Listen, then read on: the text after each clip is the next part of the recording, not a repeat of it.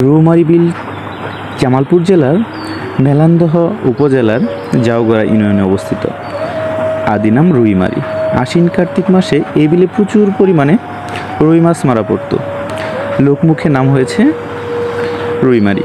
আমাদের আঞ্চলিক ভাষায় রুই মাছকে রৌ মাছ বলা হয়। সে থেকে দিনে দিনে রৌমারী বিল, এই বিলের দুই পাশে দুটি গ্রাম,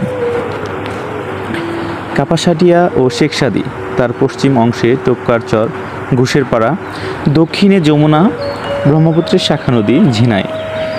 ঝিনাই নদীর পাড়ে আরংহাটি গ্রাম।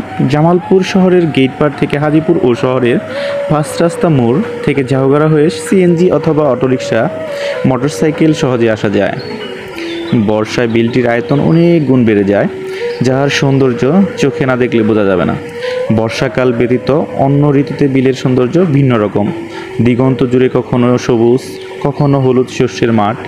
শীতকালে নানা রকম পরিযায়ী পাখিদের মিলন ঘটে। এই বিলে মাছ, পাখি, অন্যান্য জলজ প্রাণীর অভয় আশ্রম।